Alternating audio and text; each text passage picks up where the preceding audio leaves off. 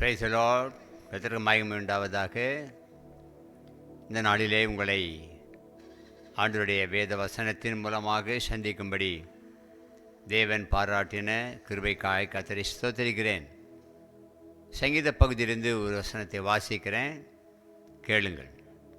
சங்கீதம் 121 verse 5, 5வது வசனம். கர்த்தர் உன்னை காக்கிறவர், கர்த்தர் உன் வலது பக்கத்திலே உனக்கு நிழலாயிருக்கிறார். Price the Lord. ரொம்ப ஆறுதலான தேவனுடைய வார்த்தை. நமக்கு சோர்வுற்ற சமயத்தில் இந்த சங்கீத பகுதியை முழுவதுமாக படிங்க. இந்த 121வது சங்கீதம் அநேக தேவனுடைய பிள்ளைகளுக்கு ஆறுதலாக இருக்கும். அதில் மிக முக்கியமான வார்த்தை இந்த 5வது வசனம். நம்முடைய ஆண்டவர் யார் தெரியுமா? நம்மை காக்கிறவர்.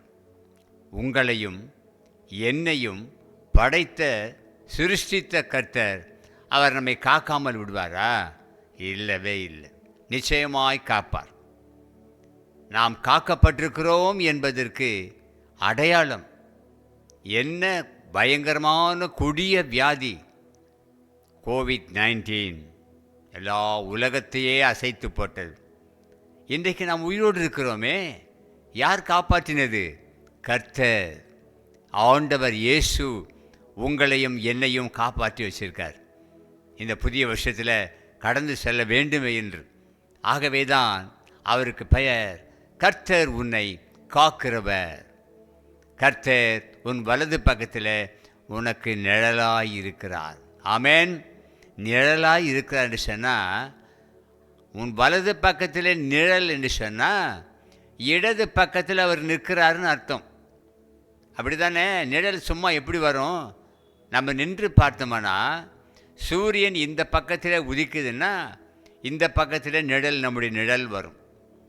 எந்த சூரியனும் இல்லாத சமயத்தில் நீதியின் சூரியன் இயேசு நம்முடைய இடது பக்கத்தில் நிற்கிறாருன்னு அர்த்தம். அப்போ தான் வலது பக்கத்தில் நிழல் வரும். ஓகேவா? நம்புறீங்களா? Price the Lord. அப்போ எப்பொழுதும் ஆண்டவர் நம்முடைய இடது பக்கத்தில் நிற்கிறாரு. அப்போ தான் நம்ம பார்க்கும்பொழுது வலது பக்கத்தில் நிழல் தெரியும்.